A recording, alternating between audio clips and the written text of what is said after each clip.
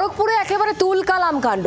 রেলের বিরুদ্ধে রাস্তা বন্ধ করার অভিযোগ, রেলের পাঁচিল ভাঙল রেল কর্মীদের পরিবারের সদস্যরাই। খবর পেয়ে ঘটনাস্থলে যায় রেল পুলিশ।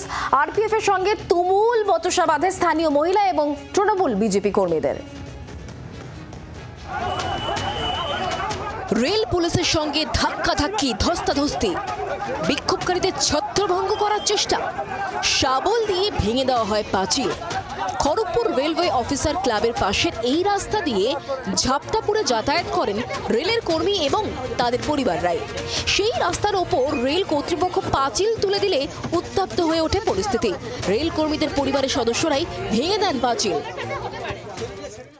প্রচুর ঘুরপথে যেতে হচ্ছে, আমাদের বাচ্চাদের সেন্টার মেসে করে, আমাদের বাচ্চাদের কতটা ঘুরে স্কুল যেতে হচ্ছে, তার জন্য স্কুলে লেট হয়ে যাচ্ছে। রাস্তা আমাদের তুলে দিচ্ছে। আশ্চর্যজনকভাবে এই ইস্যুতে হাত মেলালো ঘাসফুল আর পদ্ম।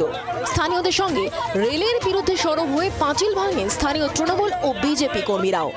মোহাম্মদ বিন্দুকলাকের মতো আচরণ করছে বর্তমান যিনি এডিআরএম এসছেন, শুনলাম মনীষা গোয়েল ওনার নাম, উনি একজন মহিলা। তো আমরা সবসময় এই যে রাস্তাগুলো ব্লক করছে, এটা কাদের অসুবিধা হচ্ছে? এটা সাধারণ মানুষের, সাধারণত রেলের কর্মচারীদের বউরা।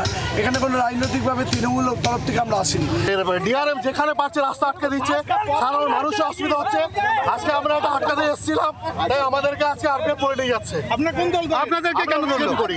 রেল পুলিশ গিয়ে 4 জন বিজেপি কর্মীকে আটক করলেও তাদের ছেড়ে দেওয়া হয়। পরে ঘটনাস্থল পরিদর্শন করেন এডিআরএম। খড়গপুর থেকে গোপীর রিপোর্ট, জি24 ঘন্টা।